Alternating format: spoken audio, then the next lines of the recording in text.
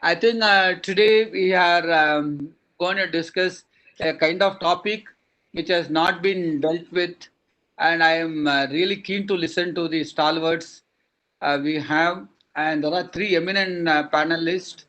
I have taken a job which is relatively easier, and all three panelists, my speakers, are very upset with me that they really had to sweat for a week to prepare this topic.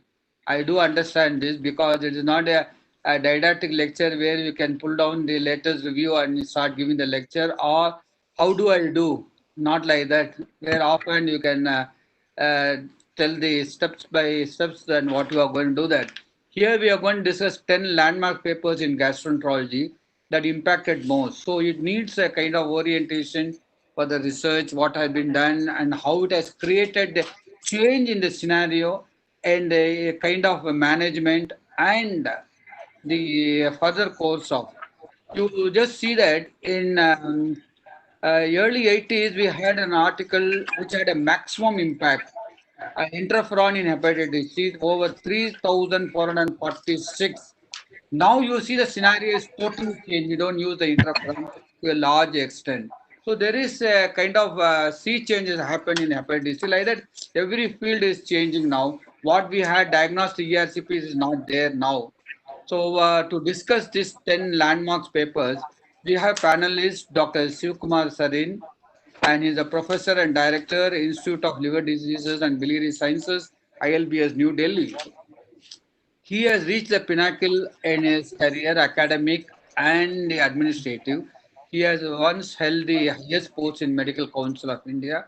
He got the highest award, the Santi Sarup Bhatnagar Award, and I had great pleasure in listening to him.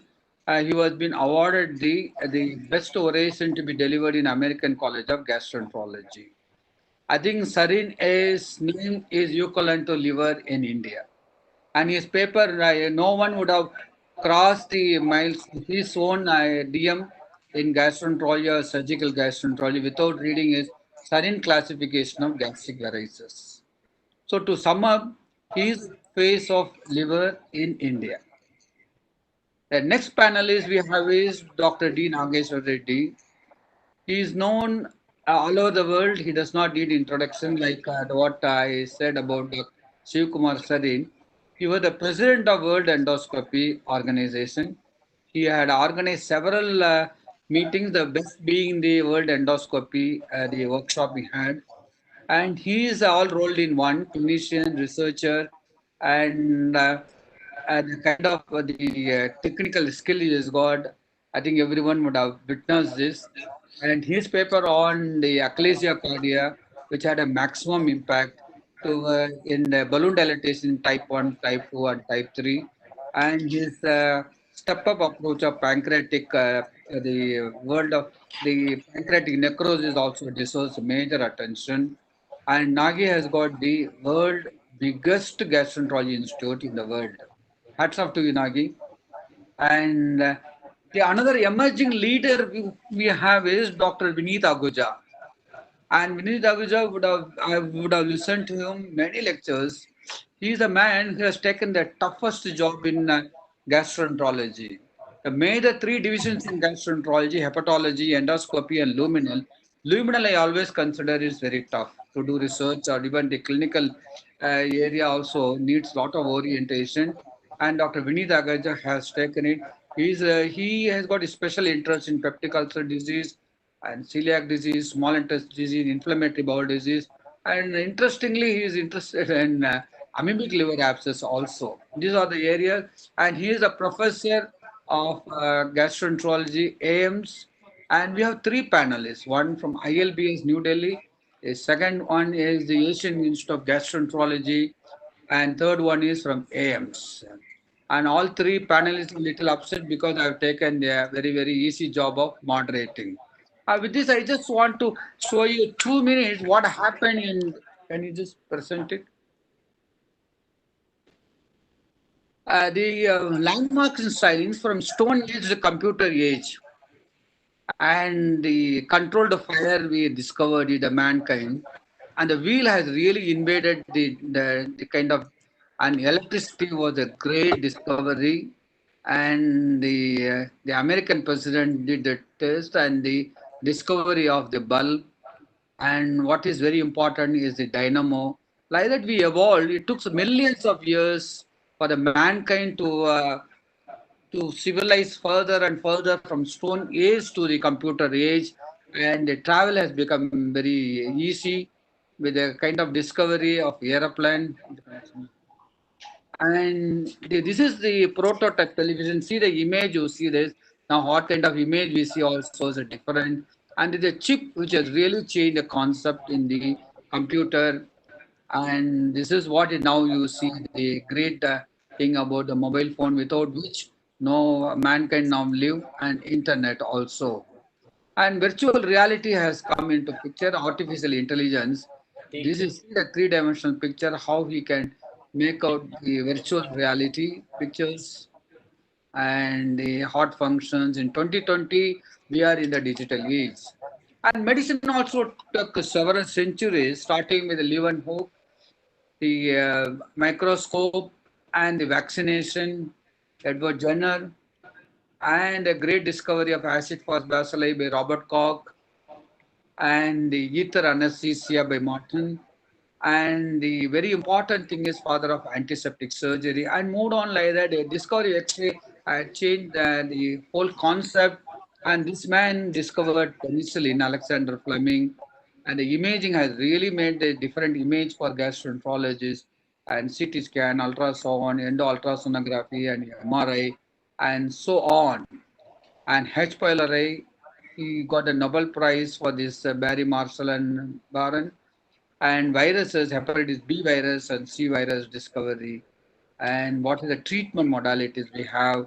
And James Black discovering the H2 blocker and the propranolol. You change the scenario, and the what is ulcer disease earlier, now it's different. The Capani and Hopkins called the fiber optics and the flexible endoscope. Now that another new era has developed with the discovery of ERCP and therapeutic endoscopy, endoultrasonography, and laparoscopic surgery. Now slowly coming up with the discovery of monoclonal antibodies and interferon, change the treatment scenario so much, unbelievable. Even now in this present pandemic, we have monoclonal antibodies helping us. And lastly, but it is fast evolving, is the artificial intelligence. So I welcome all the participants. I heard that there are 100 participants have come from abroad. So this webinar started as a local webinar, national. Now it has become a pandemic webinar. So with this introduction, I welcome Professor Sareen. He agreed, being very amidst his very busy schedule. I think I have seen him working from 6 a.m. to night, midnight. When I asked his madam, Sunita, how do you manage him and all? No, no one can manage him. He manages himself. And this is the smile he gave me that time 10, 20 years before. Same thing is there now. And because he enjoys the work, the passion with which is working. We all adore you, sir. And now we welcome you to give this the most difficult talk, as you put it now, 10 landmark papers in hepatology that impacted most in the well-being of the mankind. Thank you, TSC, as he's very fondly called by all of us. And during his presidentship as President ISG, we said that he will always remain president, and we have to agree to whatever he says, even the difficult tasks. And thank you for inviting me. I are my slides okay and visible? No, Okay. Not yet? no, you have to share them, I think. Uh, slides share करना. Sorry, give me a minute.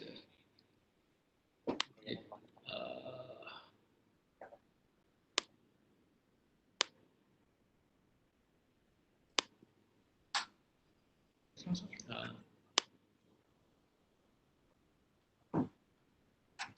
Are Yeah, you now okay now? yeah, yeah. All right. Thank you.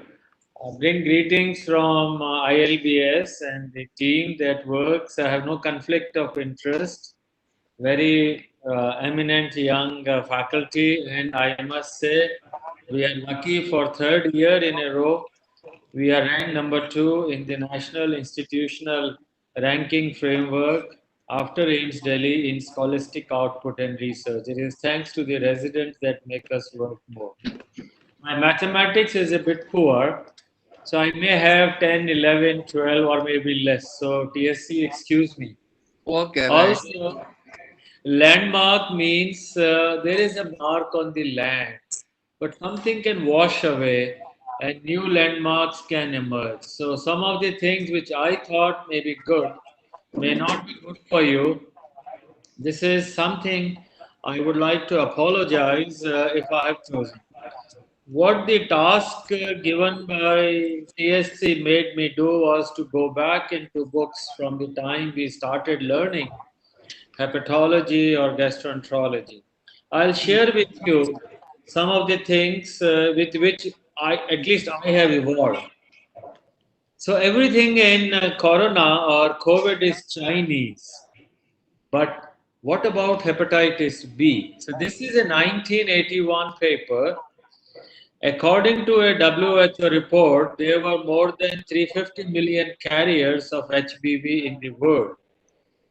And three-fourths of them, 75%, were Chinese. So hepatitis B was called a Chinese disease. Do you like it? And Taiwan was part of China. In 98% of the residents in Taiwan were Chinese. And that's how it all started. The Chinese disease first was hepatitis B, not the SARS-CoV-2. And this is the landmark work by D.S. Chen, with whom we were associated, and we have lost him very recently with condolences. At that time, you can see 4.5 lakh pregnant women. 18% were positive. 50% were highly infectious, and they were given plasma derived vaccine. There was no recombinant vaccine. And that's how the story started. And now it is less than 1%. I just want to tell you that the story of vaccination was against a Chinese virus. Came the very famous paper of Lamivudine. And I must say, I treated the first patient of hepatitis B with lamivudine. The drug was imported. I was so scared. The patient was admitted. He was an army guy. Patient was admitted, and I watched him for 3 days after giving lamivudine. Wouldn't you laugh at me? Nobody had an idea, but that's the way lamivudine came. And now see the very interesting graph. Many of you would have seen it 100 times. This is the time in weeks of therapy. This is the HPV DNA. Even the investigational 25 milligram was effective by week 10 in suppressing DNA. We were using 100 milligram. See the next graph. In the next graph, 25 milligram was able to achieve HBV DNA below detection limit. Of course, when you stop it, in everyone there will be a rise. In fact, with 25 milligram, there wasn't a huge rise in the disease. How the drugs came into the market with a 100 milligram, and of course, the ALT levels did not decrease too much. Just to show you how the world changed with the introduction of oral drugs with hepatitis B. And I think this was a landmark change in our own eyes how lamivudine has changed.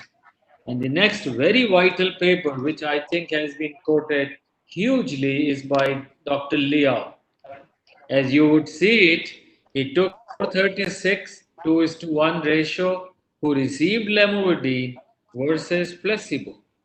the progression of the disease was decreased, the CTP score was lower, the HCC was much lower, and of course, it wasn't too bad for kidney. This study has been cited so much, and it gives you an idea that when you give lamivudine, there is a decrease in the time to progression of the disease, placebo and lamivudine, and time to develop cancer, placebo versus lamivudine. All of us use, but this was a very, very big discovery. Huge compliments to the leadership of Jon Finn. Of course, there were criticisms. Uh, Dr. Chandrasekhar briefly mentioned about hepatitis B and interferon. But I think this is a paper which changed the way hepatitis C was being treated. The virus was not being calculated. There was no way of quantifying hepatitis C. But this paper by Hoofnagel, it just shows you that just giving interferon compared to placebo decreased the ALT level. Inflammation decreased, not the virus at that time.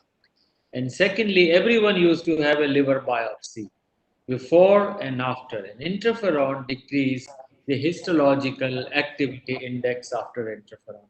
I'm not giving you rocket science, but I'm telling you these were landmark changes. And at least for 15 years or so, till the time we got new drugs, interferon remained the treatment of choice for hepatitis C. This paper, cited about 4,000 times, was a story of IL-28.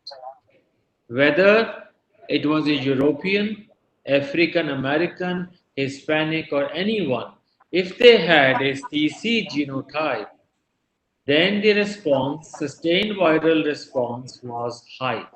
And this showed that giving interferon, IL-28, the gene, was able to produce gamma interferon, and the response to interferon was much better.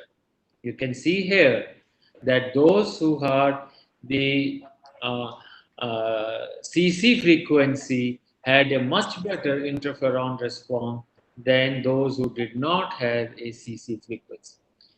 The paper is not important only for hepatitis C. This paper opened a whole new concept of the way body reacts to drugs, whether it is hepatitis C or any drug, including now the antiviral drugs for COVID. I want to give you this very important paper. I'm sure you have read all what I am showing you, but just to emphasize, this is the SHARP trial for sorafenib. It has been cited 10,000 times.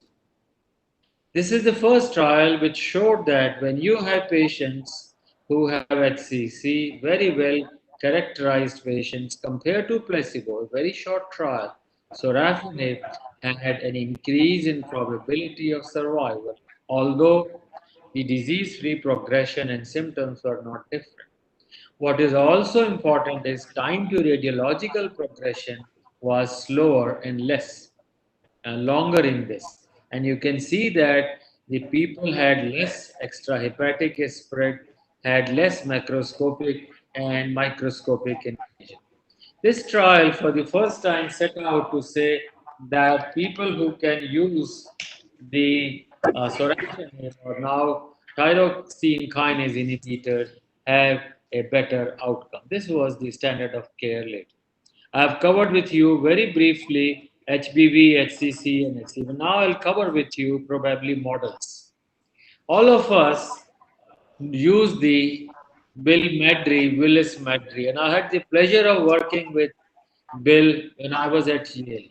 This stout guy, 130 kilogram, moving in his own world, created something which we can never forget. He showed that compared to placebo, when you give corticosteroids, and those days HVPG was done, not the biopsies, HVPG, you can see that there is a reduction in HVPG, inferior vena cava pressure, corrected pressures, they all were decreased, although there is a baseline error, but they were decreased. He also showed for the first time bilirubin levels come down. But what is most important, contribution of this man was the DF score. I think this DF score is very important. You all know that DF means it is 0.6 into prothrombin plus serum bilirubin. Now, this gives you the idea of liver failure. MELD score or any other score is developed on this. But what is most important and worth remembering is all these black dots. All those who had above 90, they would be able to die. If you count, there were about 8 or so, or 10 of them who died. If the score is less than 90, people survive. And this has stood the test of time from 1978, almost 42 years. And therefore, these were landmark papers which gave us the idea of how the MELD score, which was initially, all of you know, developed for tips. 15 years later, Pat had written, and this paper by Pat has been cited, I think, more than 4,000 times. What is important is, despite MELD coming into our routine usage, which was developed for tips, it was validated in a very small number of patients. Now, I want you to see what this paper was. 1 week, 3 month, and 1 year mortality. As soon as you go beyond 3 months, you can see the validity goes down. As soon as you use MELD in an outpatient department, or you use in patients who have got, PBC, there is a limitation of this MELD score. Therefore, it is best used for hospitalized patients and for very short term mortality of 1 month. And it is for this reason that so many new scores came up: MELD sodium, MELD sarcopenia, MELD lactate. I'm not going into details, but development of MELD and DF score were landmarks in hepatology, and the marks are still and hopefully will remain for long. One paper which has not been cited too much, but I think has changed the way liver transplants for alcoholic hepatitis are read, all of you, is the Philip Mathurian's paper. But see, the number of patients are only 26, and they just got matched controls and showed that 71% compared to 23% had an improved outcome. It changed the way we were looking at liver transplant for alcoholic hepatitis. I think this is going to stay, and future will tell us.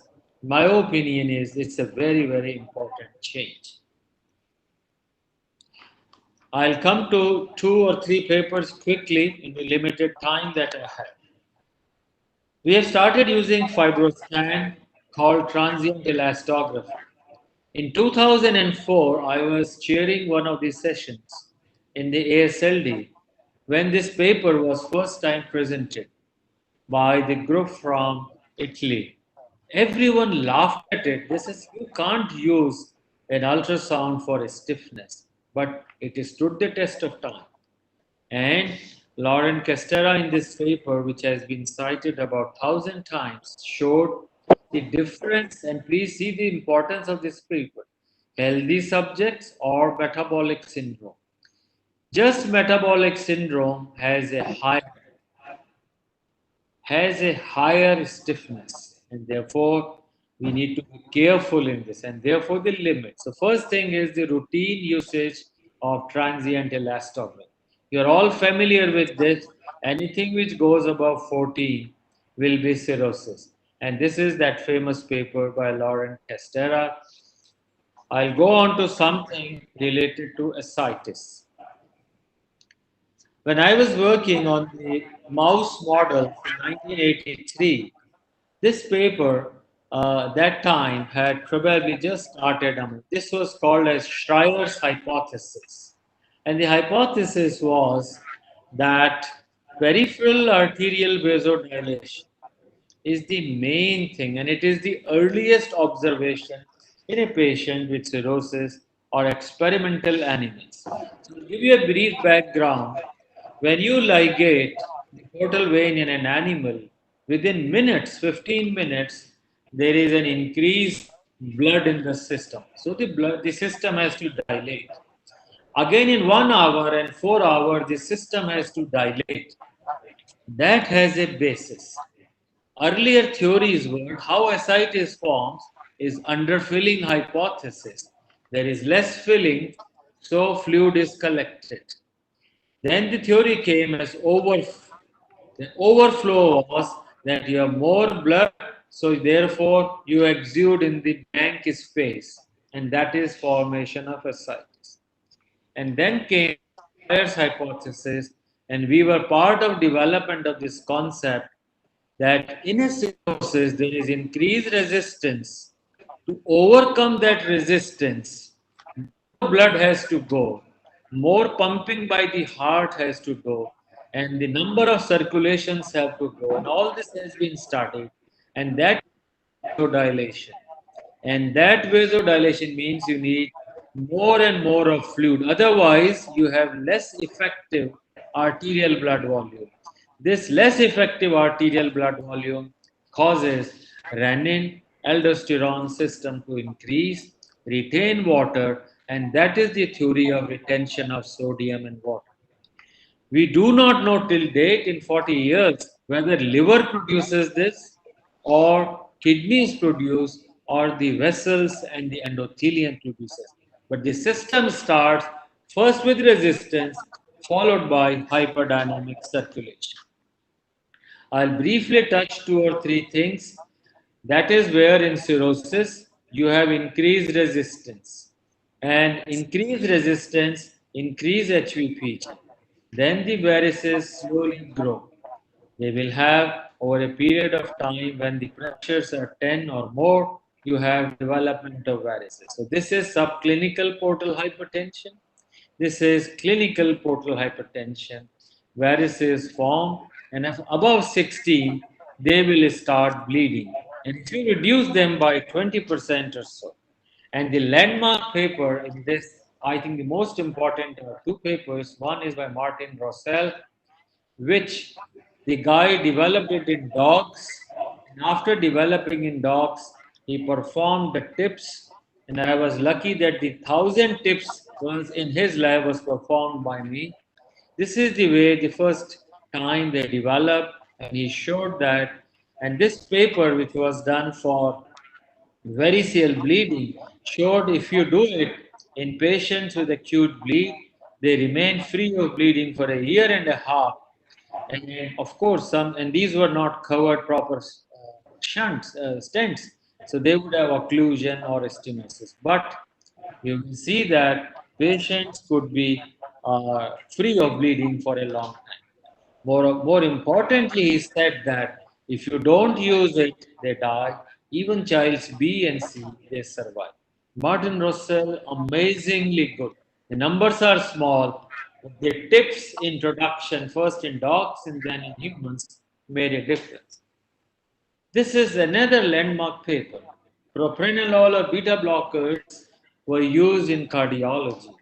Didier Lebrec was the first guy under Jean-Pierre Benamou who used this for prevention of recurrent gastrointestinal bleed. Now see the number of patients, you will laugh at it. 38 got propranolol, 36 got placebo. Only one bled again, 16 bled again. But this was significant. You would believe it.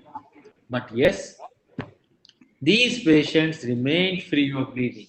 This paper hasn't been cited enough, but this is the first paper which changed the way we look at bleeding. I'll briefly come to you on two small studies. This paper of Dr. Lebrec made people think, can you not prevent development of portal hypertension?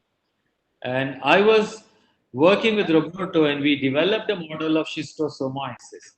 In schistosomiasis, the mouse model, the pressure starts increasing by week 7 and the shunting, portosystemic shunting by week 9.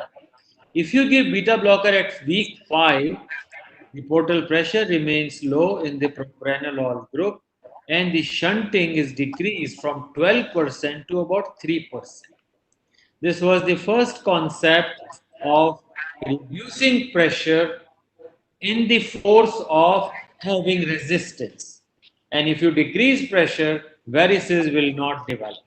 This led to the landmark paper by Roberto Grossman about 15 years later.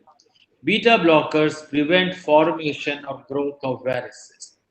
If the baseline pressure is more than 10 or less than 10, if more than 10, then you will have more rise in pressure. If you decrease 1 millimeter of pressure, the growth of varices can be decreased. Just 1 millimeter decrease can decrease the growth of varices. I will close here by giving two last slides. Thank you, TSC, for making liver above, in a way, endoscopy and above lumen, because I think liver is the most loved and revered organ in the body. Here it is. About 3,000 years before Christ, liver was used to predict future. This is all called hepatoscopy, not your endoscopy. Sorry, it is called hepatoscopy. All that was in the temples. People would write your future, the future of the. This is the gallbladder. This is the sheep's liver. They were kept for worshipping into the temples. And my last slide is about Shakespeare. It says, love, especially passionate love, whose rush cannot be easily controlled, resides in human liver. And before Christ, don't let a girl or a boy hurt your liver, not your heart, liver. And finally, if you have to tell somebody with love and affection, don't say you are my heart, you are my darling. Say, oh, you are my liver. Thank you. Thank you so much. Professor Sarin, you are my liver now.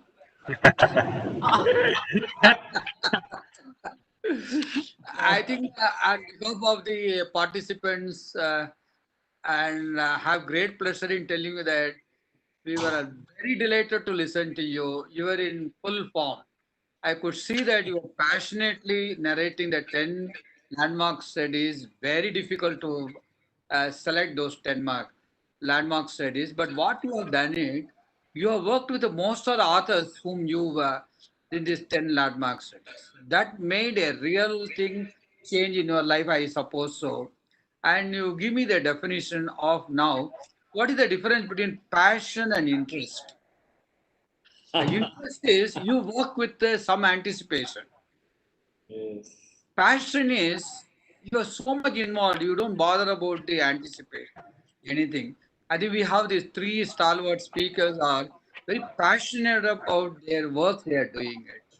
So I'm very happy that, and you don't mind that staying with us. That at the end of the three speakers, only we will take up some questions. And Okay. fabulous talk. The way you classified hepatitis B, C, and models, and the rest of the thing, the portal hypertension is fantastic. I was wondering, and I was really anxious to watch what you are going to talk, and you have done beyond justice. Thank you very much, Professor Sarin. Now we Thank have you. equally very competitive. One thing good about Nagi is very competitive spirit. I've seen him since 1982 onwards, and he has not mellowed down a bit since 1982. He's very competitive. This is the only time I've seen him little anxious about the topic we have chosen, the 10 landmarks. So TSC said you are going with a difficult talk. And I just told him, often you narrate 10 landmark papers, which comes to your heart, that will be always right. And Nagi always tell him he's a yogi. And he does everything very passionately. And when he gets time, when he's tired only, he sleeps. And he's so much involved with the authors, how they have done this work, and his personal experience with all these authors also he has got. And let's see what they master, the face of endoscopy in India, and what he is going to about from his choice. What are the 10 landmark papers? I know that he's going to quote some citations and what is the maximum. maximum cited article in endoscopy, how it has changed the practice of endoscopy in the world and in India. Nagi, is over to you. Thank you, TSC. First of all, it's a pleasure to be in the same panel as Shiv and Vinit to give these talks, both are outstanding speakers. So that makes my job a little more difficult to try and keep up to them. I think this is a very interesting concept that you evolved. I think, as usual, it's one of those TSC innovations to have this type of topic, which has not been ever discussed before. So my job was to select 10 landmark papers in endoscopy, but I did something different. I selected only 6. The reason I selected 6 was that I thought we should give a little time to develop what happened with these articles. When a landmark article for me is something which actually changes clinical practice. So what I did was I talked to a lot of my colleagues all over the world, collected what they felt were the 50 landmark articles that came in endoscopy. Now 50 is too long a time to discuss here, so I had to cut it down to 6 on each system. So what we did was, one of my junior colleagues, Dr. Nitin, actually helped me with this. We made a scoring system where the articles were scored based upon the citation index, 10 points were given, impact factor in the journal 5 points, because unless the journal is a high impact, it doesn't spread around. And most important, most of the points were given to impact in clinical practice. So you can have an article with low citation index like Shiv showed earlier, but high clinical practice impact. So 50 marks were given based on this. And based on this, we selected 6 articles which cumulative together had this higher scores. Just briefly, before you go into each article, you can see that they're divided into different systems. ERCP, EUS, third space endoscopy, of course, upper GI luminal endoscopy, enteroscopy, and colonoscopy. So each of the area has been covered, and you can see that they are different year and different journals that they come. So what I'm going to do over the next 15 to 18 minutes is to give a brief background of how this actually article developed. I'm going to talk about this landmark article, and I'm going to talk about the change in clinical practice it has made. And finally, after all this thing over, I'm going to give a final report card of how these articles rate. Okay. So in 1972, Klassen and Kawai, I think is a very famous Klassen-Kawai slides where they were the first to describe the technique of endoscopic sphincterotomy and removal of CBD stones. It was such a big thing at that time that nobody realized that this is going to change the therapeutic endoscopy completely. In fact, subsequently, for the next 20 years, nobody bothered about complications of ERCP. In fact, I was with Klassen at one of these early meetings. We were co-chairing one session, and I asked him about when he did the endoscopy sphincterotomy, he was not bothered about complications. He said, complications and all are nothing to worry about. They are just exaggerated by surgeons, because surgeons at that time were attacking this. Peter Cotton and Glenn Lehman actually tried to put together a consensus to see if they could get at these complications at ERCP, because endoscopists were medical people, they were not surgeons, and surgeons and anesthetists are good at classifying classifications and following that. We are never good at that. So Peter Cotton tried to do this, but the consensus never came in a good way. It was at this time in 1996, Marty Freeman came up with this first landmark paper that I'm quoting from New England Journal of Medicine. This paper has the highest citation for endoscopy. Now, if you look at what is happening in hepatology, the citations for endoscopy, unfortunately, are a little less. This paper had about 3,000 citations. This is the highest for endoscopy. Marty was working in the University of Minnesota. He was one of those very stiff persons, very strict, going by rules, and he was very worried about the complications he was seeing that some of his colleagues were producing with ERCP. And therefore, what he came up with was that he said, let's look at it in a prospective way. Let's look at all the complications. So he got together 6 academic centers, 11 private practice centers, 17 centers together, and asked them to prospectively record all the complications that occurred in their ERCP practice. And this is a famous chart that keeps appearing everywhere. He showed that pancreatitis was present in about 6%, hemorrhage, perforation, cholangitis, all were there. But more important than this complications is in a large series of 2,300 patients. More important was this. Based on this, he did a multivariate analysis, which showed very clearly what are the risk factors for these complications. For the first time, he showed that there's certain type of patients, certain techniques, which may be related to the complications. I think this is the most important contribution that this paper has made. In fact, at this time, we are thinking about what multivariate analysis and all was as endoscopies. And Marty showed the way that this is the way to actually look at your statistics. And he showed very clearly. Now, what this has done is it has actually changed our practice of doing ERCP. We, for example, no longer do SNR filling protein pancreatitis. We know how to prevent bleeds by using different types of cautery. We also can prevent cholangitis. We know that unless you have a guide wire deep, you don't go in. All these came because of Marty's work at that time. And now the practice of ERCP has become safe because the most dangerous complication, pancreatitis, has come down remarkably.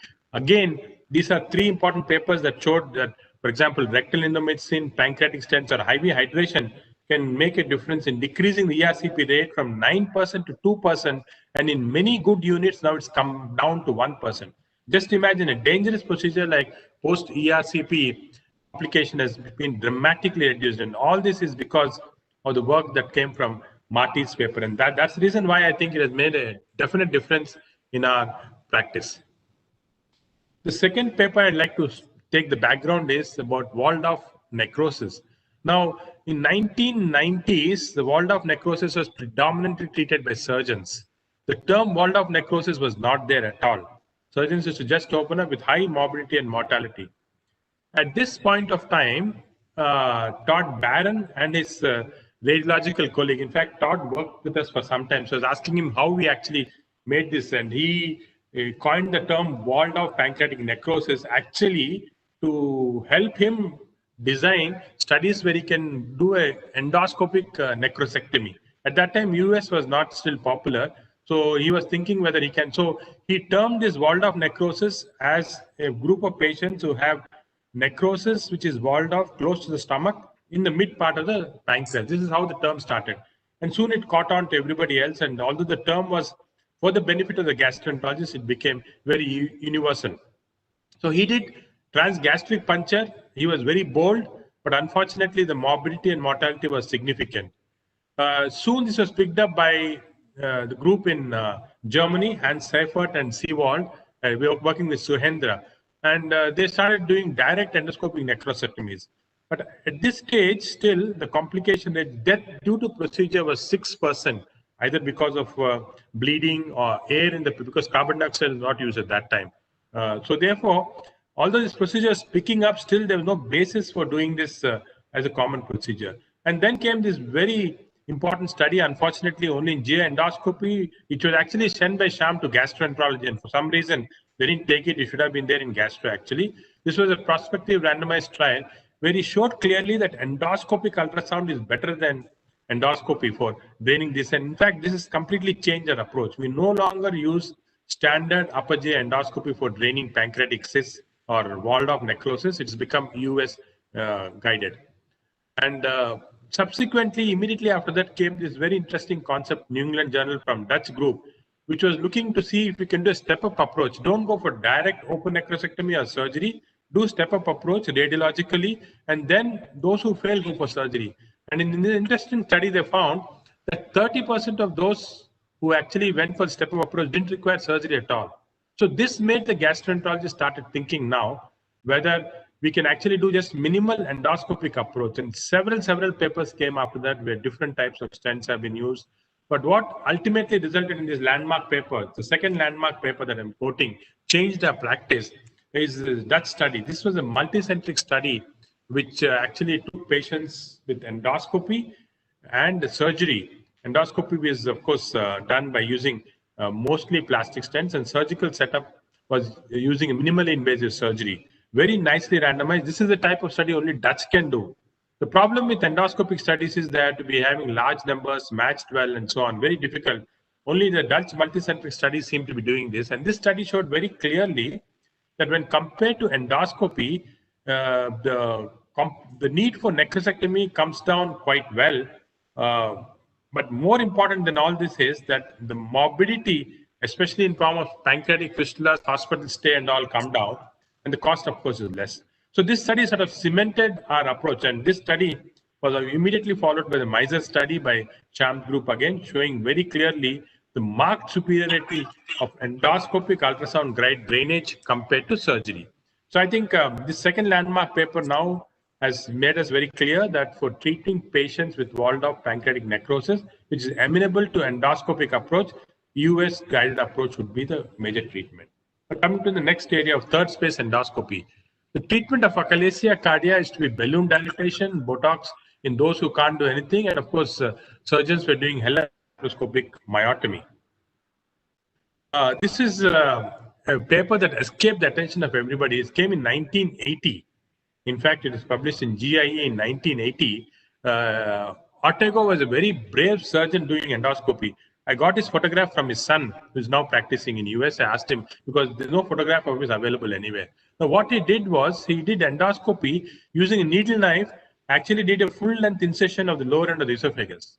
This was at that time, I thought, very dangerous, but this report, 6 of the patients in whom we did this survived and were completely free of dysphagia. So this was, but this unfortunately escaped the attention of everybody because I think it was a little crazy idea too at that point of time. So there were attempts at trying to see what could be done in a different way in these patients. And I think Pankaj Parisha, a brilliant gastroenterologist in US, of course, had this very interesting study in an animal model where he did submucosal endoscopic myotomy for treatment of achalasia. And these animal models, of course, recovered dramatically. Based on this, Haro Inouye in 2008 did the first case of paroral endoscopic myotomy in Tokyo. In fact, he had a lot of difficulty in getting permissions for this. He told me that at least several times he had to apply to the hospital authorities. That time, still the concept of carbon dioxide use and still were not there, but he managed to get that. He took almost, I think, 2 hours for the first procedure and then came up with this concept. And this is the third landmark paper that I would like to recollect for you. This is paroral endoscopic myotomy for esophageal achalasia. Now, this was a paper which, again, completely changed our approach to patients with achalasia cardia, and also it gave rise to several other techniques like G-POEM, Z-POEM, and all, which are all becoming a part of third space endoscopy. I think this is the mother of third space endoscopy because this is started on, and POEM now, of course, has become extremely popular. This has got, again, the second highest citation for endoscopy papers throughout. The problem with this paper was that it was just a prospective study, as many endoscopy. It had to be confirmed by randomized trials, and it took almost 10 years. And this is very important. I'd like to emphasize in endoscopy, the concept can come very quickly, but it takes many, many years to prove it by RCT. And 2 RCTs proved the evidence the POEM was supposed to be good. And this was a RCT published in JAMA from the Dutch group, who showed compared to pneumatic dilatation, POEM success was much, much higher. And similarly, Thomas Rusch and his group showed in a recent study in New England Journal of Medicine that POEM was as good as laparoscopic LS myotomy, finally sealing the fate of POEM. I think POEM and third space endoscopy were originated from this.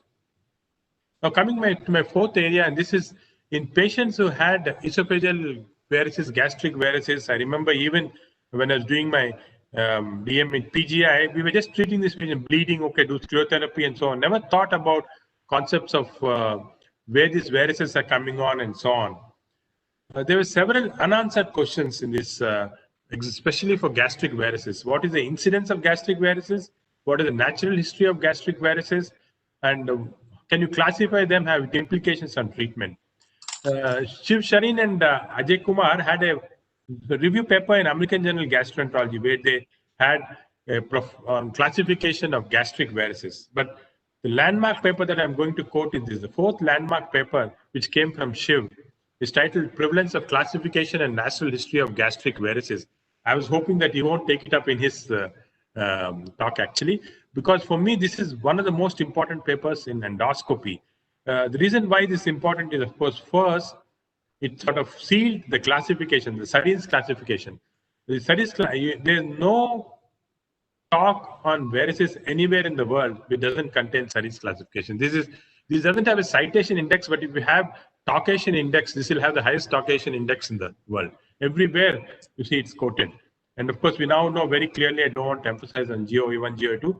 I think this showed very, very clearly that the natural history of gastric varices versus gastroesophageal varices versus ectopic varices are totally different.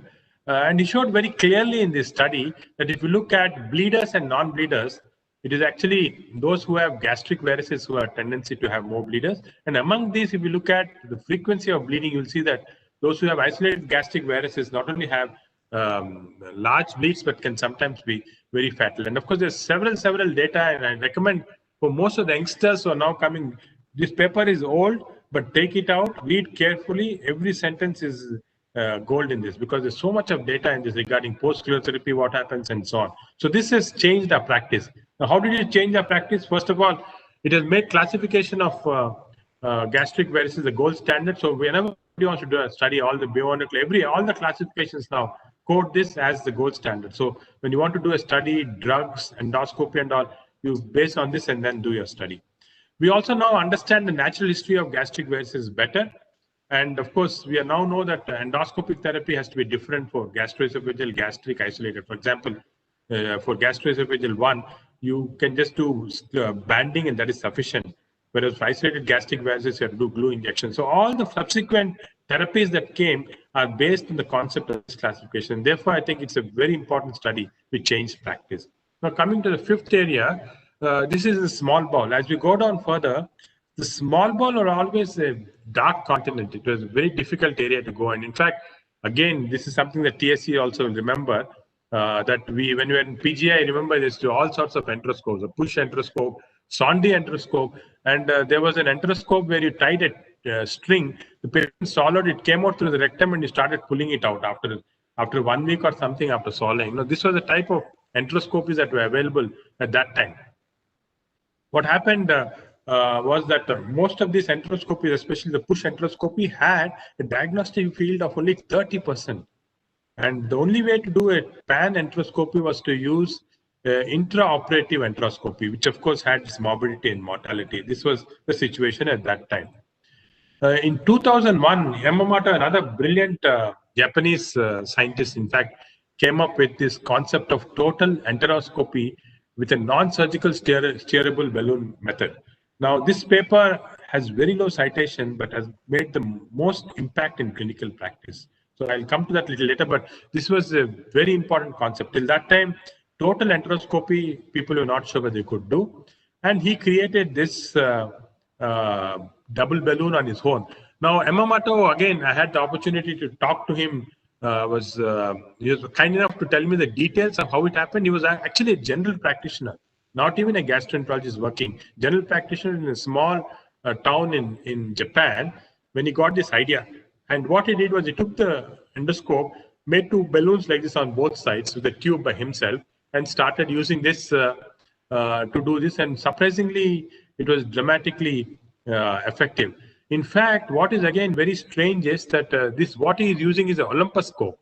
His first paper, which he described in gastrointestinal endoscopy, is the Olympus scope. So he used an Olympus enteroscopy to do this.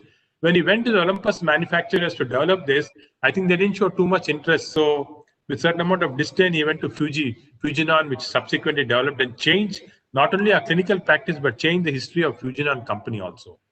In fact, this is not cited so much, but this became very popular for a reason, again, which is very common in endoscopy practice, but not in hepatology or other parts of gastroenterology, because even before this publication, he started demonstrating this all over the world in live workshops.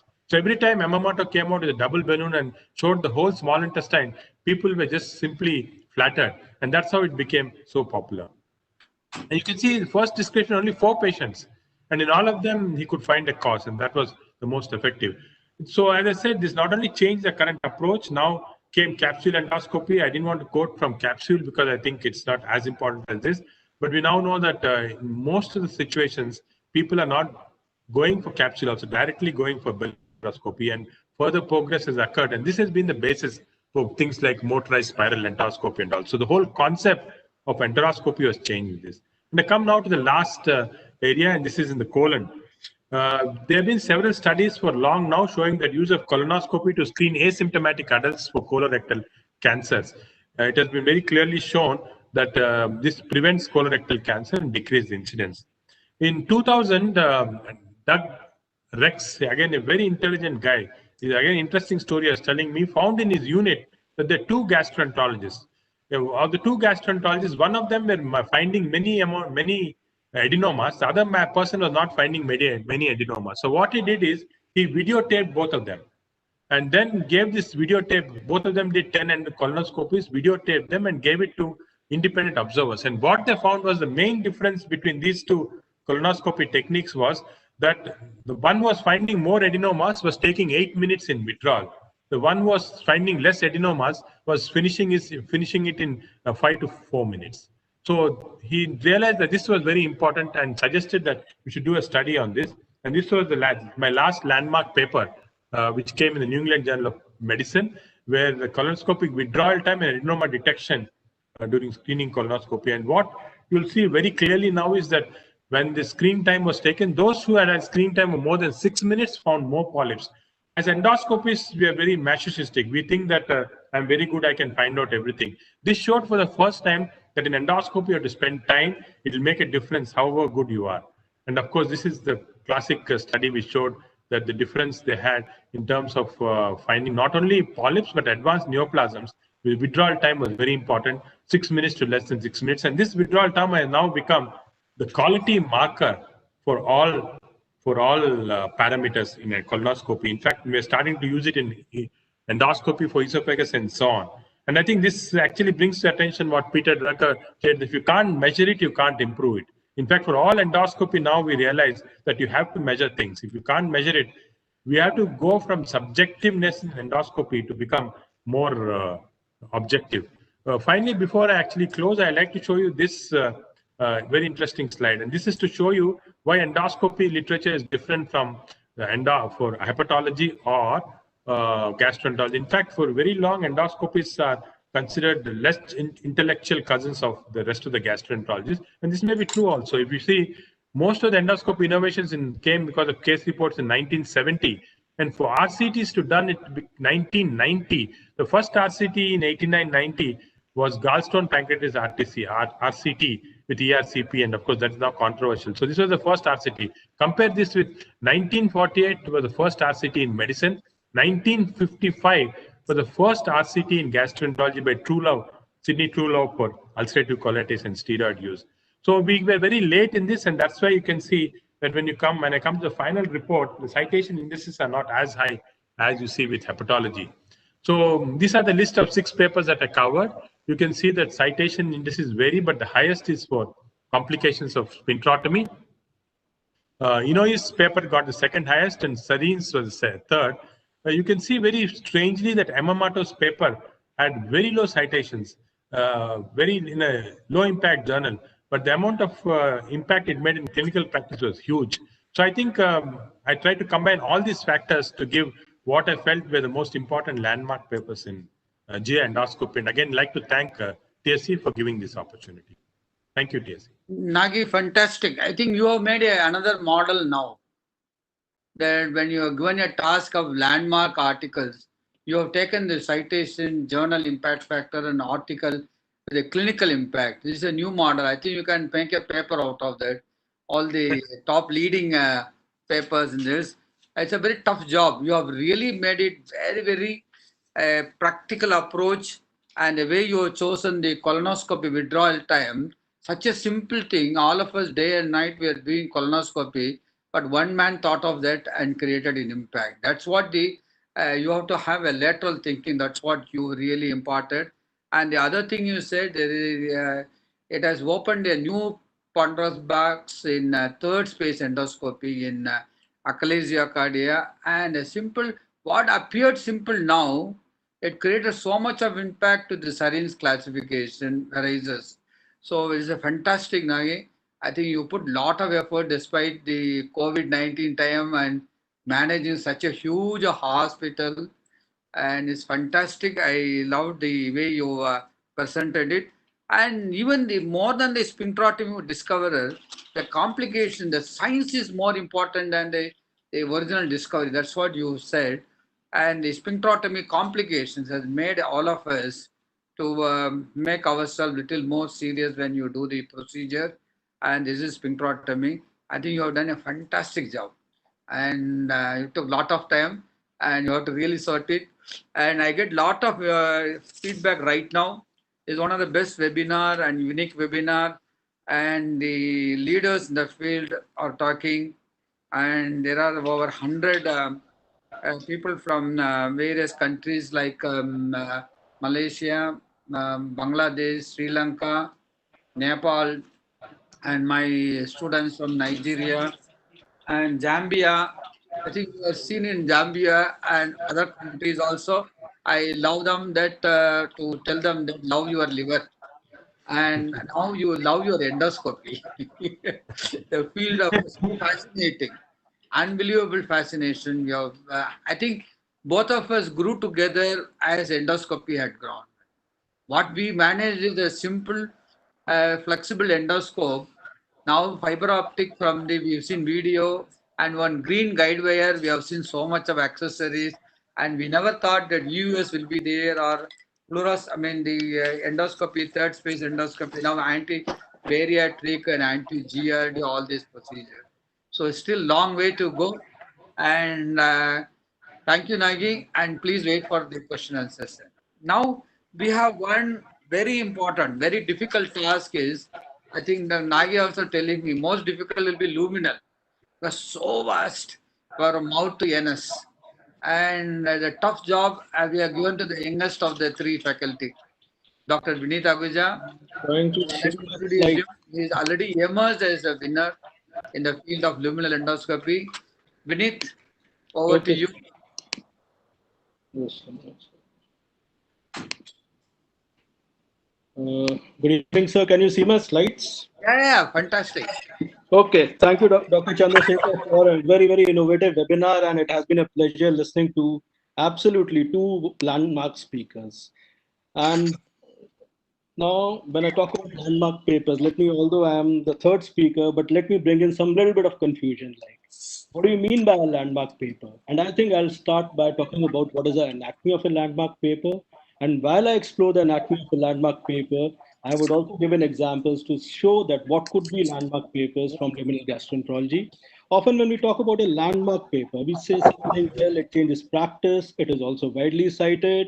Somebody would say, okay, it is established holy grail as a novel, go for novel, see how many papers are out there. Fine. So let's start a journey from the Eagle Bar at Cambridge, UK. Why the Eagle Bar at Cambridge, UK? Because that is supposed to be a religious place for scientists, a religious place for people who want to produce landmark material. This is the place where in 1953, over a glass of beer, Francis Crick and James Watson announced the discovery of DNA. And this is the signboard outside the Eagle Bar, which says, drink in some history. And it is, I must tell you, the place really has a lot of history and is also something which is very inspiring. Now let's walk around half a kilometer away from that place, that is Eagle Park, and go to Christ's College, Cambridge. Why out there? Because there's something very personal out there. What is personal out there? Something very Indian out there. And what we find is the bust of Dr. J.C. Bose, Jagdish Chandra Bose. Dr. J.C. Bose was a person who was much ahead of his times. He was the pioneer of electromagnetic waves. He was acknowledged, yet the widespread recognition came in much later. You can, and this statue was something he did in that college in 1882, and this statue was installed in 2008. J.C. Bose never got any Nobel Prize, but at the same time, we all know that the impact of his work has been tremendous. The impact of this work has been such that what was produced in 1896, today we are talking about it. And in fact, the statue was put up in 2008 because people realized, oh my God, like that's the kind of work which he produced, and he never even took credit for it. So that gives us the first, okay, the first characteristic of the anatomy of a landmark paper, that you may have landmark papers which are not adequately recognized. It's not only according to the citation index, It is something which has, the landmark paper has to have more depth. A landmark paper is something which has more encompassing beyond a citation fact. Okay, how many people from gastroenterology? One Nobel, we know Bloomberg, hepatitis B, Black, Dr. Chandrasekhar told you, H2RA blockers, Marshall and Warren. Just to put the record straight, since this is a talk related to landmark, Pavlov actually is the person who would be credited with the first Nobel Prize related to gastroenterology work, as the work which was given to him was not because of the work which he did on the reflexes, but it was on the physiology of digestion, which was very important, and that was the work which seems to have transformed in a larger subject. So coming to Helicobacter pylori, we all know that Marshall, when he discovered these bacilli in the stomach of patients and came up the Lancet paper along with his mentor Warren, that was obviously a credit-worthy paper. Let's look at what happened to this field over the next 2 decades. 10 years later came up another landmark paper, which showed that Helicobacter pylori infection increases the risk of gastric cancer. Another 10 years later came up the paper which showed that Helicobacter pylori infection led to no development of gastric cancer. But that's all. Over 20 years or 30 years for something which came up as a landmark discovery in 1984, we have had only 2 other major papers which came up. So what does it tell us? What does it mean? I think what it tells us that we also need to go behind in terms of look behind the story. And in fact, Barry Marshall produced a book in which he talked about first-hand accounts of scientists who developed helicobacters. And if you go through this book, you'll find that in 1970, Howard Steer in England, using scanning electron microscopy, he demonstrated bacilli out there when he took biopsies from patients who had duodenal ulcer. He sent this paper to Lancet. The paper was used from Lancet, and in fact, if you look at this letter, they say that they do not find any fault with the work, but they felt that it may be a reasonable case for publication, but they did not yield. And the paper was subsequently published in Gut, but that is the place where Steer lost it because of some bitter battle. And this book also shows that helicobacters were discovered in Boston in 1967, Russia in 1974, China in 1972. In fact, in Italy in 1892, when he did biopsies, gastric biopsies from dog, he showed spiral bacilli out there. So clearly, when we talk about landmark papers, we have some papers which are mentoring papers. Something like we can say, I'll give you examples later, which are disruptive ideas, which generate many further ideas. And then we have some mentee papers. Mentee papers is something I would classify Helicobacter pylori, although it went on to win Nobel as a mentee paper. It was a result of ideas which have been going around for a century. Every decade somebody was working on it. It's just that people just didn't get there. And that is the reason why Helicobacter pylori subsequently ended up with 2 or 3 more papers, which and not it led on to a series of papers. Whereas let us look at an example of a mentoring paper. A mentoring paper like Roy Francis paper in a small journal. When I mean to a small journal, something with an impact factor of around 4 to 5, not a huge impact factor like any JM or Nature or something like that. He simply took up some volunteers and looked at the topography of the esophageal peristaltic pressure wave and published it. Thereafter, 10, 15 years later, people took up this paper, and based on this paper, they classified the esophageal mortality by looking at a series of patients, and thereafter came up what is known as the famous Chicago classification. Chicago classification subsequently gave rise to how the field of achalasia could be managed. Dr. Nageshwar Reddy showed you this paper, poem paper, which has a high impact factor. But if you look at it, poem paper would not have been possible if somebody had not looked at the topography, somebody had not come up with the Chicago classification, and thereafter we also have the pneumatic dilatation versus laparoscopic myectomy, and then the JAMA paper comparing poem versus the pneumatic dilatation, versus the Hellas myectomy. So clearly showing that, okay, when we talk about landmark papers, there are certain papers which can be in small impact journals, but they're actually the mentoring papers. They give rise to a series of papers. They in fact give rise to a science into completely independent science. Looking at parietal cell. Parietal cell we know has H2 blockers. We know it has like hydrogen potassium ATPase pumps, and you need to block it. Sir John Black, he came up with H2 receptors. He not only came up with H2 receptors, as Dr. Chandrasekhar told you, he also came up with propranolol. Thereafter, proton pump inhibitors. Nature paper in 1981, it came. But when you look at both the papers, what is something odd which strikes you? Something odd which strikes you is Sir John Black discovered H2 receptor antagonists, and this was when he was working in Smith, Kline, and French labs. The paper on PPI came out when people were working in research labs at Castle and Sweden, clearly suggesting that when it comes to landmark papers, high impact work, it is not only academia, but academia and industry also drives research and drives landmark papers. And H2 receptor antagonists, proton pump inhibitors. That led on to a series of papers. This is the Hong Kong probe, which showed that if a patient had a bleeding peptic ulcer, if you gave intravenous omeprazole after the treatment, after the bleeding ulcer was controlled, it decreased the mortality. If you gave omeprazole before endoscopy, it decreased the mortality.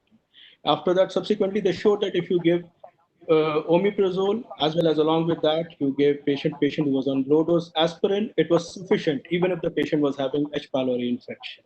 The same group went on to show that if your patient was on clopidogrel or aspirin, if you stop clopidogrel, that is better than stopping aspirin in a patient who's having recurrent ulcer bleed. The same group thereafter showed that the combination of cyclooxygenase inhibitor like celecoxib and a proton pump inhibitor prevents recurrent ulcer bleed. And thereafter, in 2017, the same group showed that there's a similar efficacy of proton pump inhibitors as well as H2 receptor antagonists. What does it tell you? What is the similarity out here? Which paper would you call a landmark paper out here? The first paper, the second paper, the third paper, or the fourth, fifth, sixth paper? What it tells you that there is nothing, not only a landmark paper, there's something which is known as a landmark group also. So when we discuss the anatomy of a landmark paper, we find that there are two more points which we can easily add, that there is industry-driven research, which can be important, and there are landmark groups which come up with studies which keep on incrementally increasing our knowledge of a concept, and it becomes so much so that they are able to explain the concept almost in totality to the tune of 90-100%. Another very interesting point in everybody's mind is that, okay, citation, older the article, the higher the citation. Is it true that? It seems that articles' maximum citation per year occurs 3 to 10 years after publication. And if you look at all the top cited articles from 1950 to 2013, 100 top cited articles, only 3 articles were published before 2000. In fact, more than 95 of the 100 articles have been published after the year 2000, which shows that actually the articles which are younger, they will be cited more. Now, although I told you I would not go to citation indices, but I still pulled up the top 100 articles in the field of gastroenterology, hepatology, endoscopy, just to see which are the top 5 cited articles. Concentrate on Article 2 and Article 3. Article 2 is peginterferon plus ribavirin. Article 3 is peginterferon plus ribavirin. And this is the article which Dr. Sareen also showed you. But if you ask me postgraduates today, this article may be important in terms of if you want to learn how hepatitis C was treated. But today, one would like to read about direct acting antivirals, clearly showing that scientific longevity is another very important issue when it comes to landmark papers. So these are 2 points which we again add to the anatomy of a landmark paper.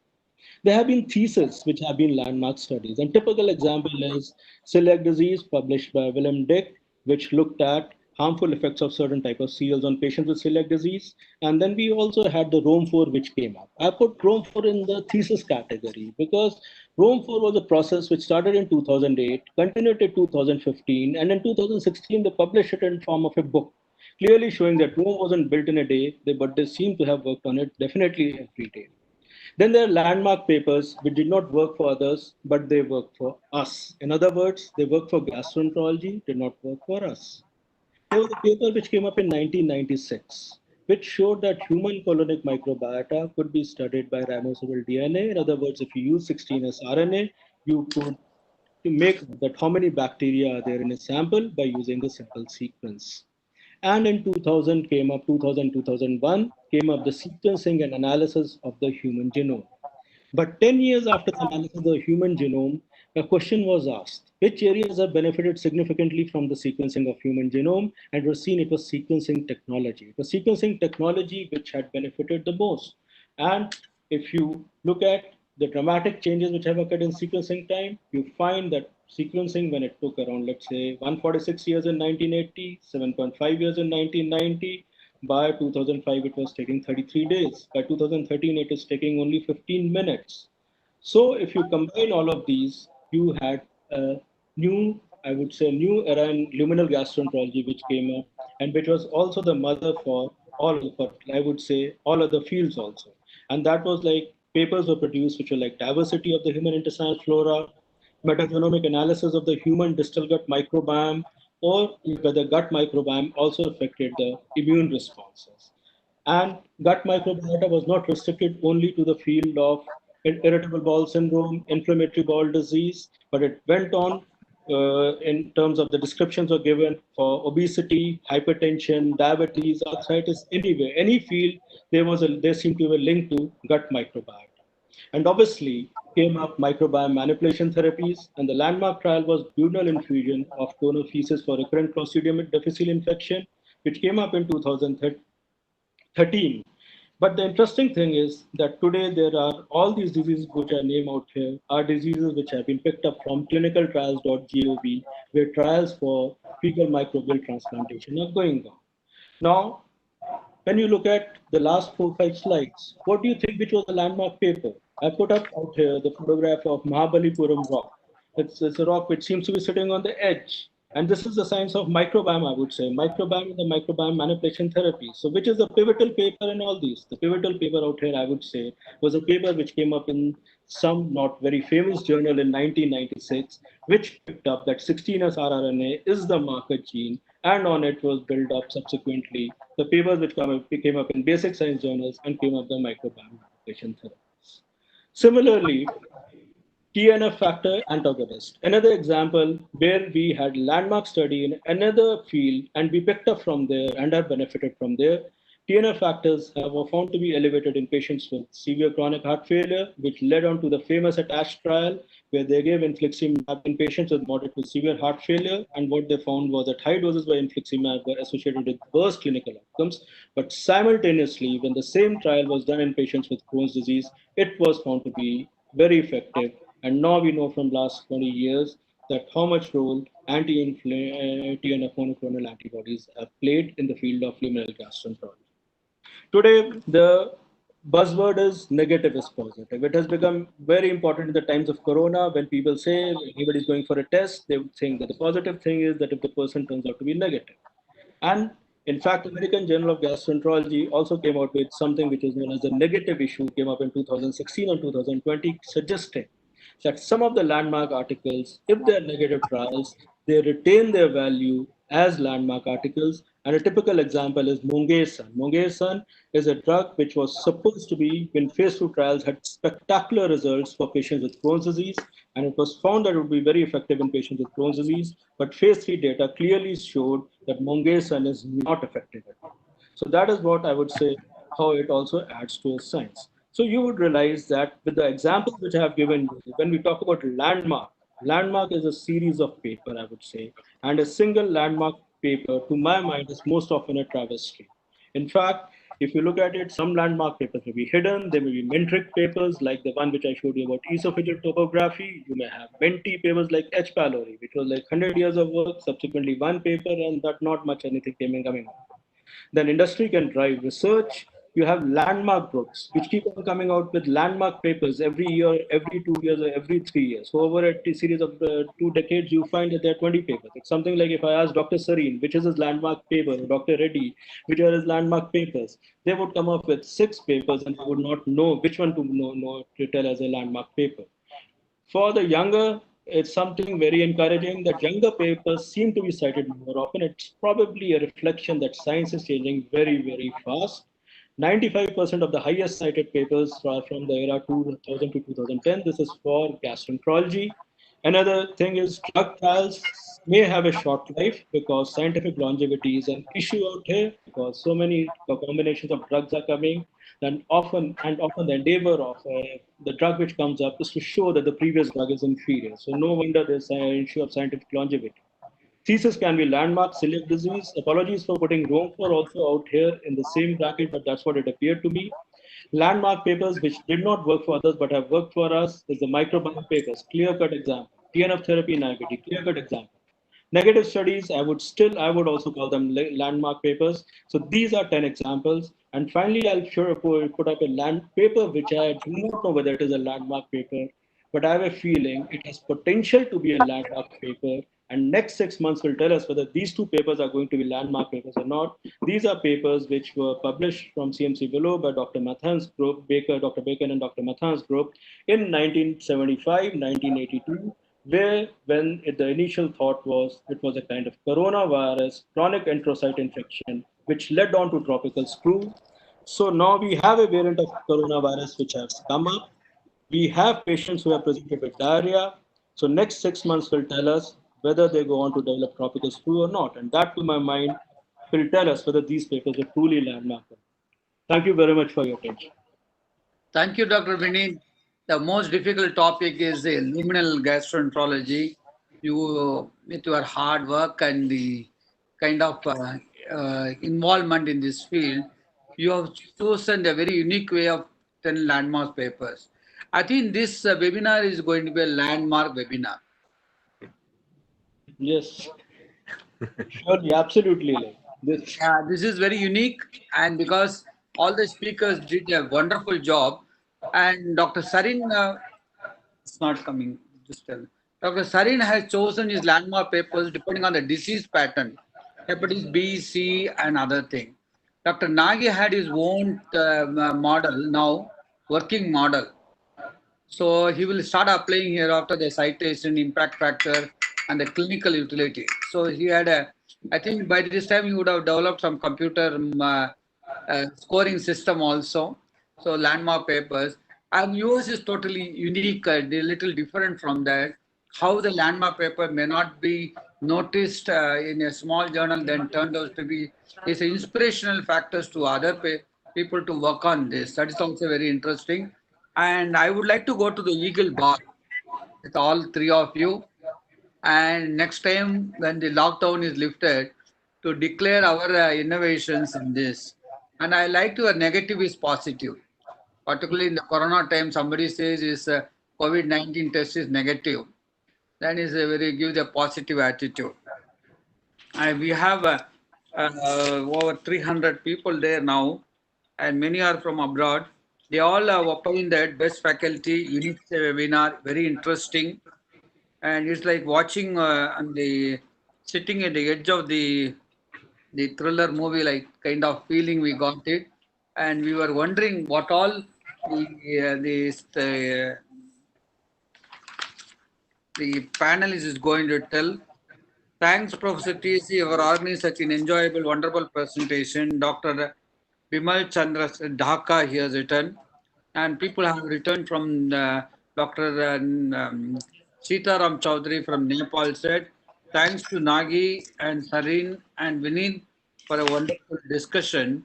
And I'm going to choose about 100 questions are there. But one thing is, most of the main question is, can you share your slides to all? The answer is you can look into the YouTube, you can get it. So there's not a problem with it. The question to Dr.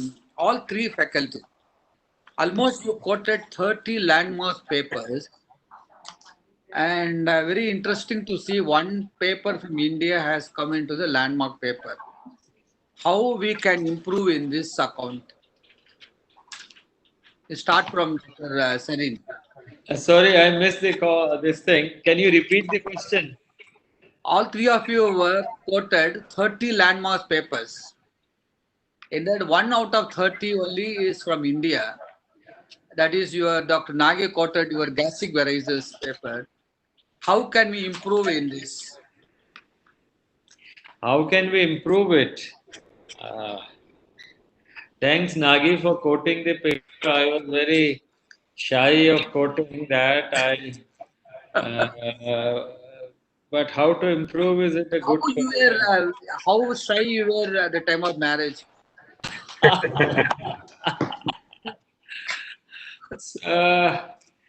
I guess our next generation is smarter than us, and they will bring up better papers. We had limitations of knowledge, our training. We grew with the time. So I guess we will have many more landmark papers in the times to come. Thank you. Yeah. Nagi? Yeah, I agree with Shiv. I think what happened is in the initial phases till our development now, it's been a struggle of establishing departments, setting up things, and so on. What we require to do, I think, is what is happening, for example, in other countries, in China and so on. If you look at the papers that are coming out of Corona in China, you'll find that every day there are papers in New England Journal, Lancet, and so on. Nothing happens from here. So what at least in endoscopy area, I think we should do, in my opinion, is to start doing multicentric studies. Oh, And once we start, because we have a huge population, we now have at least 10 or 15 outstanding institutions in the country. If they can come together and we do multicentric studies, I'm talking especially about endoscopy, this is the way we can start publishing. You start publishing in New England Journal or Lancet, because to break in initially is extremely difficult. And nowadays, these journals would not take papers coming from a single institute. They're looking at multicentric studies. So I think if we can, in each of these areas, form consortiums where we can have multicentric studies working together, we will soon start. Because in terms of talent, infrastructure, intelligence, and so on, I'm sure we are as good or better than rest of the world. But I think the difference is we're not coming together. If we can come together, do these studies, then I think we can definitely make an impact. I think your opinion is share the data and compile the data and say the benefit. Like you quoted that multicentric studies, 2, 3 in your one, this one, particularly the Hollanders. Yes. They have the Dutch. They showed the way. Holland, Dutch, every patient coming into Dutch hospitals is part of the multicentric study, and they have a very unique. Marco Bruno, who coordinates this, is asking. They have a very unique system where they distribute the first author in the beginning itself, the junior most person working there, who's doing his thesis and so Why on. don't you three of you, one, Dr. Sareen for hepatology, Dr. Nagi for endoscopy, Vineet for luminal. He will be the chief coordinator hereafter to pull all the data from the entire country and do that. I think that is the way I fully agree with you. Dr. Vineet, what is your suggestion? I think I'm very optimistic that things will move forward because, it's easy to stand on the shoulders of giants, as they say. You already get a good view, like if you're standing on, you have giants like Dr. Sareen, who has set up an institute which already has the clinical as well as the lab facilities. Dr. Reddy, who has set up an institute which is not only a clinical institute, an endoscopic institute, but also has basic sciences and easy access to both areas. So the facilities have already been set up. They have been inspirations. All our seniors have been inspirations. So now it is time to form consortiums. Most important thing is that if you can form consortiums, and then subsequently the consortium, the most important thing in a consortium is that if people can be given equal weightage. Like consortium should not have one leader. It should be like spokes in a wheel. It should have 5 or 6 leaders. For example, if you look at the Hong Kong group, so there's one person is chipping on simply at UGI bleed. One person is chipping on only at colorectal cancer. One person is chipping on to IBD. So similarly, if consortiums are formed and thereafter you take up a topic and for next 10 years you chip on it like a woodpecker with multinational, multi-center, India is a huge country with a lot of diversity, with a basic size component, with a clinical component, it should be easy to do. We just need a little bit of dedication, like Dr. Sareen and Dr. Reddy. They have been their role models for the youngsters, and that's all it is. I Dedication. have a question to share to all the panelists. Dr. Gupta from Ahmedabad. He says, I'm a gastroenterologist, just finished. Which one you would advise me to choose? Hepatology. I'm equally interested in all three. Luminal or endoscopy? Which one? You asking me? All three. As I showed you that the poem paper came up because somebody did work on esophageal topography, showing that lumen is the mother of endoscopy, and that third space is showing clearly. Then subsequently, as I showed you, I didn't show you the FMT landmark trials of Dr. Sareen. But the FMT landmark trials of Dr. Sareen came up because in Lumen somebody was working on microbiota, clearly showing that Lumen possibly is again also the mother of hepatology. And so I would say that if you have to do DM gastroenterology, because in the sense the second argument is if you do a DM gastroenterology and if you want to be a hepatologist, then go and do DM hepatology. A DM hepatologist may be better equipped in hepatology than a DM gastroenterology, like in terms of this thing. And when it comes to endoscopy has become so advanced today, it is better to be a surgeon and do endoscopy. It is easier for you because if you perforate, it is much easier for you. So considering all these soft points, everything together, I think Lumen is the best. Lumen is the best. Which one, Nagi? Endoscopy best or hepatology best? No, no, I have a different take. I think we should not too subspecialize. Although my passion is endoscopy, I think we should be basic gastroenterologists and hepatologists have, and then took whatever area you're going into. Because I think there's too much of subspecialization. I'm old-fashioned in that. I don't think is absolutely right. I think we should be a whole clinician, gastro, hepatology together, and of course have a passion if you want in endoscopy or like Vinith said, is got so subspecialized. We now have people only doing pancreatic biliary endoscopy, people doing only third space endoscopy. There's no limit. There may be only, it may come to a stage where you can see that people will only be removing left-sided leiomyosarcomas from the esophagus. Right side, they'll give it to somebody else. So it's becoming so specialized now that there's no limit. So therefore, my opinion is conservative that we should all be basic clinical gastrohepatologists and of course have a specialized area into which we can have our interest. How about love the liver man, Dr. Sarin? I agree with Nagi and Vineet. Okay. You would be a good clinician to start with, then go on like that. The very interesting question, a person from Orissa.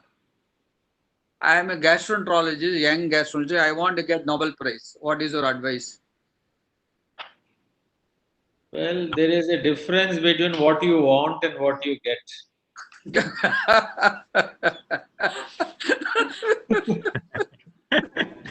No, I think it's very important that you don't get a Nobel Prize because you want a Nobel Prize. It just happens because you found something.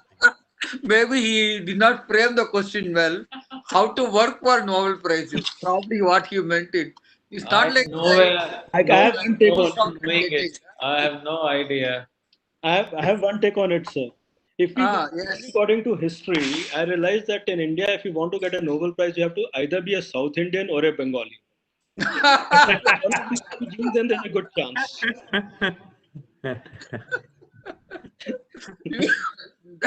Luckily, you did not subspecialize. Should be from Chennai or from Bangalore.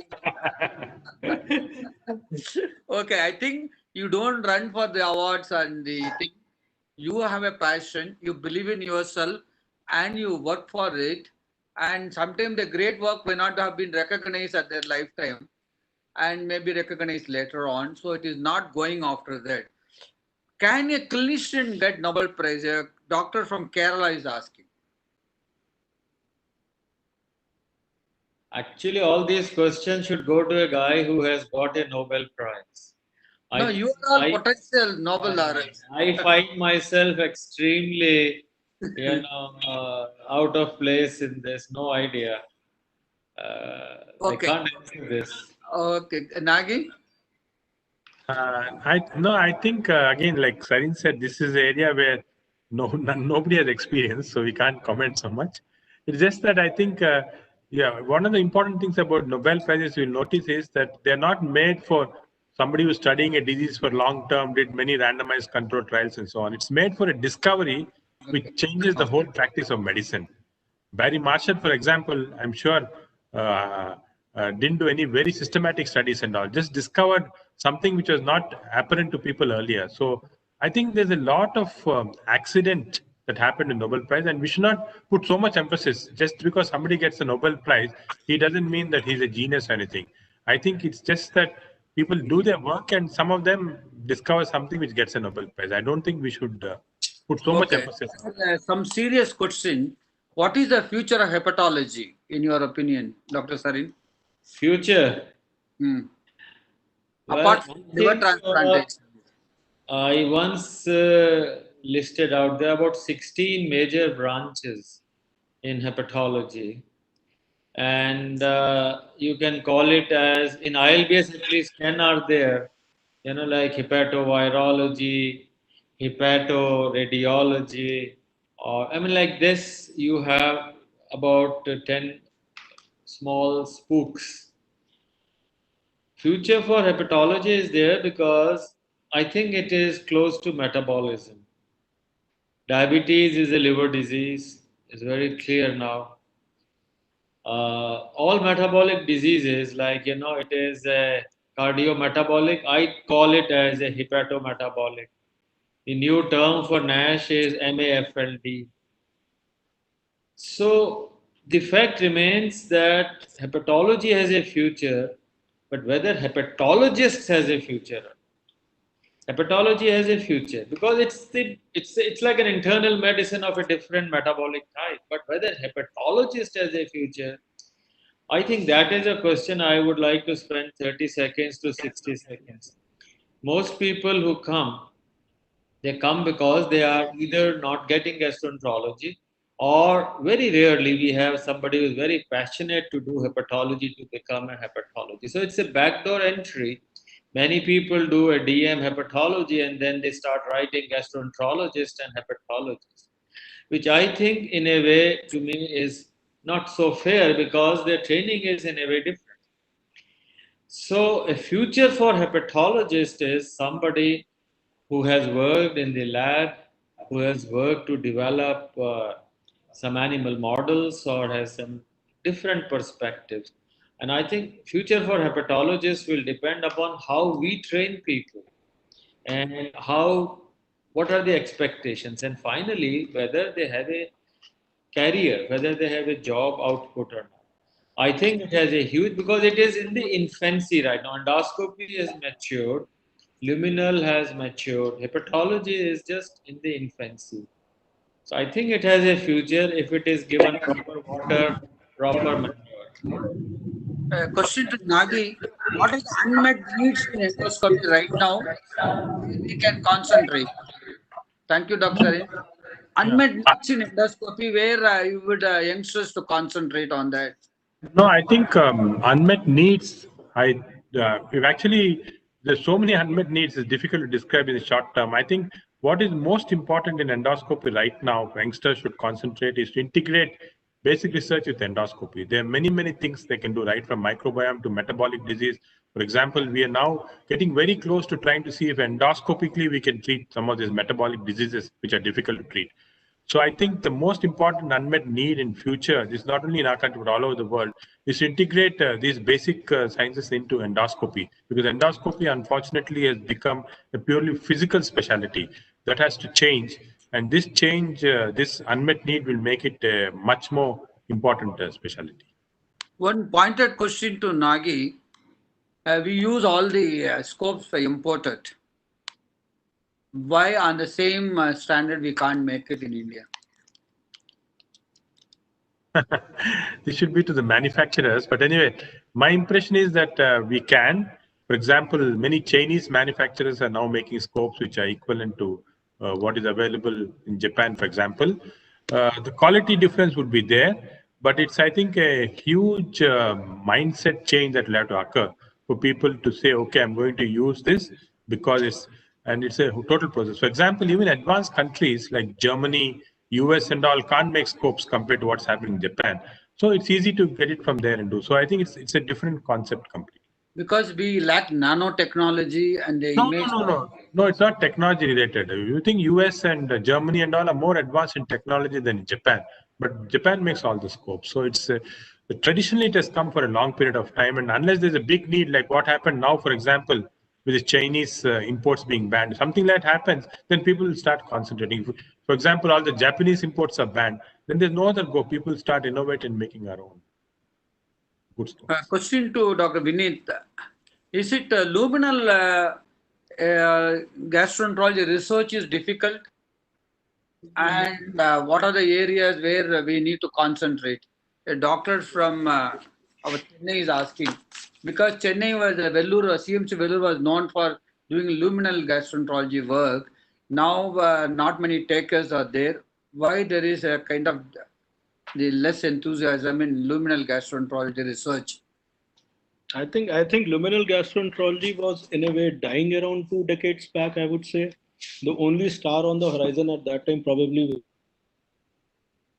the burst very soon. But now it has absolutely changed. It's very exciting now in terms of doing research because it's so much so diverse. It's so much so challenging. For example, look at the gut, GI immunology, gut microbiome, neurogastroenterology. Then you have the various clinical pictures. Apart from that, you can also put in the procedures also there. There can be physical presence also out there. Then you can look at, we talk about esophageal manometry and its role in every management of every kind of disease. So actually, luminal gastroenterology is so become not only it's become very diverse. One, number two, it can involve many other fields. Third, it remains very challenging in the sense it never becomes boring. It's like internal medicine. Like when people stepped into gastroenterology from internal medicine, many of my colleagues said, "Oh, we wanted to stay in internal medicine because it was so much so interesting." Like at PJ, internal medicine was so interesting.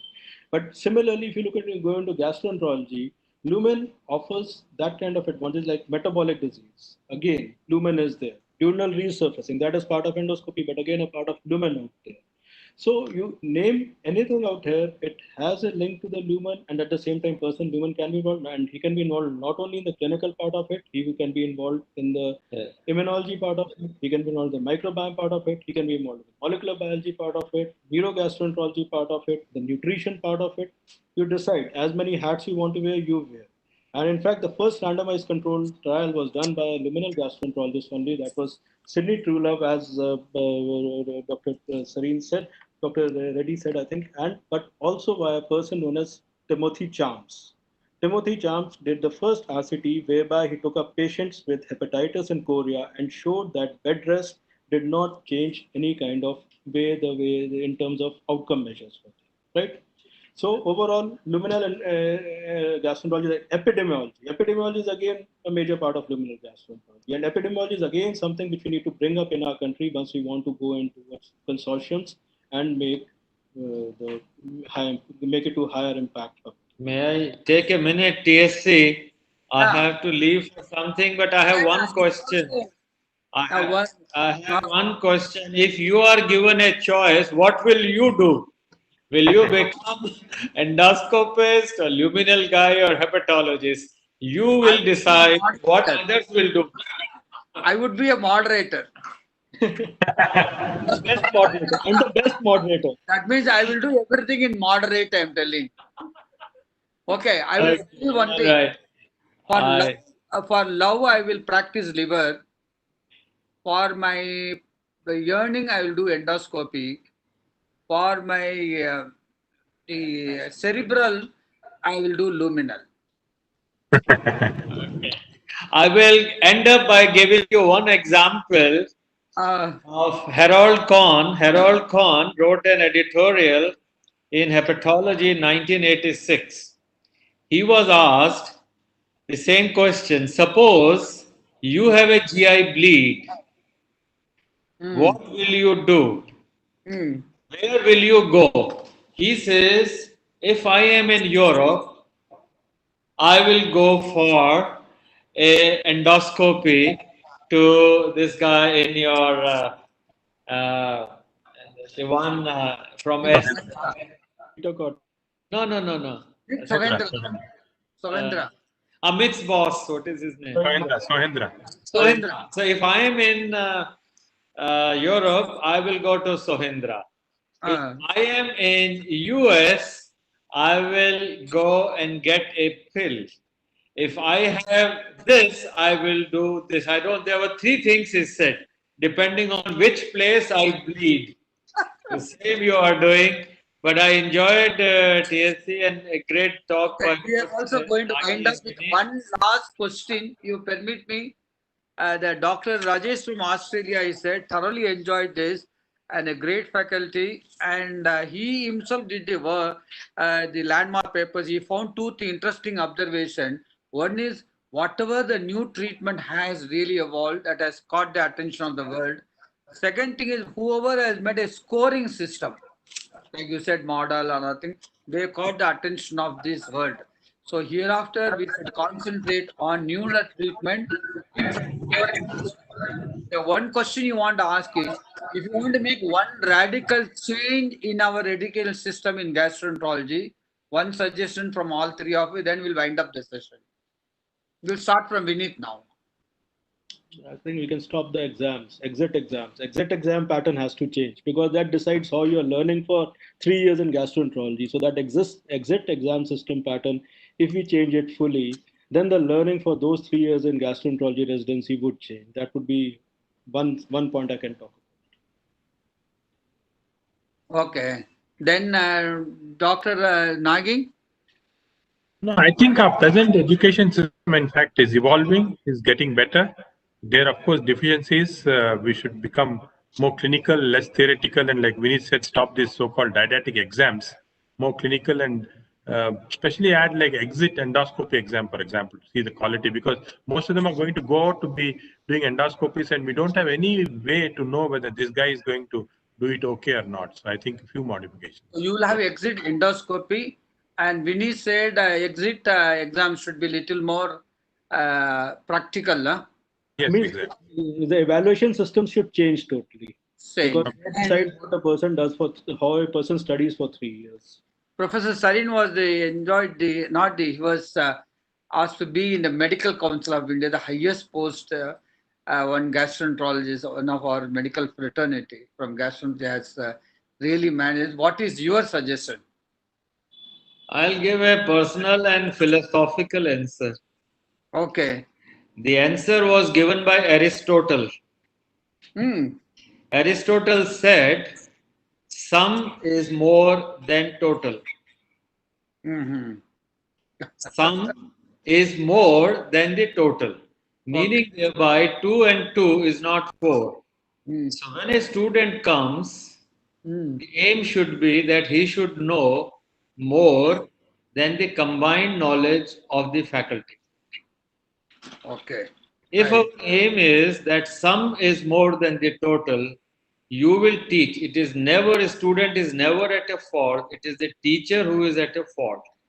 Mm-hmm. So my opinion is very clear that you should try and teach him everything what you know, and also just teach him one more thing, what you do not know. Don't teach him that, look, I know you do not know. I would, look, I also do not know. I'm at 1% or maybe 0.1% of hepatology. And I have so much to learn. If you give them that hunger of learning, I think we can change. No system, no examination. I think the teachers are the one which make all the difference. So my suggestion is we should try that our students, and don't teach them, mentor them. Maybe, maybe I don't know what mentor is. You are in full form today, bringing Aristotle and all the people. I could see the glow in your face, the way you enjoyed this webinar, 10 Yes. landmark papers, and I'm very happy that that we had a landmark webinar. That all the three panelists did a wonderful job, and Professor Sarin, Professor Nagi, Professor Vinit, and as much as I enjoyed, my colleagues, Dr. Prasad, Dr. Satya, Dr. Gokul, they're all the pillars behind and the people behind me and preparing all this webinar and other thing. This webinar would not have been successful without the academic grant from Micro Labs. And I sincerely thank and salute the heroes today, Professor Sarin, Nagi, and Vinit. And I could easily make out that you enjoyed preparing these 10 landmark papers. And another thing I want to tell you, we are going to have a little more focus. We have done the most difficult job with you. Broad view of hepatology, broad view of endoscopy, broad view of luminal. Now we are going to focus on biliary, pancreas, small intestine, large intestine. The idea is at the end of 1 year, so many webinars on landmarks, the PG student will be well versed with the landmark studies in gastroenterology. This is what the thing. And we will circulate this YouTube to rest of the people and those who want to have these slides with your permission, and those people who have not been able to listen to this. Thank you very much for this wonderful seminar, Nagi and Vinit and Sarinji. Thank you. And Mr. Jayaraj, thank you very much for this generous grant. You want to say something? Oh, thank you very much, sir. It's absolutely, in fact, for us, it's a landmark event where we could bring in the luminaries in the field of gastroenterology all together and have such a large attendees also, doctors of eminence. So great experience for us too. Thank you very much for all the panelists, sir. And also, From your glow and happiness, we are very sanctioned for a few more landmark webinars. absolutely, sir. We are, I mean, we Thank are you ready. for In fact, yeah. In fact, uh, post-COVID, even if we can make a book out of this landmark seminar proceedings, we would like it to make it reach a large number of doctors. That is also our the YouTube also we can keep propagating it to physicians and other doctors also who could not attend this. This can be a perpetual learning experience for all those who could not make it to this webinar today. As such, thank you, yeah. dear guys, and Swastikar and your team. Once again, panelists, my colleagues, everybody is becoming happy to sign off. Okay. Thanks, sir. Thank you very much, sir. Thank you. Thank you. Nice being with you, all of you, sir. Thank you very much. Namaskar. Thank you. Namaste.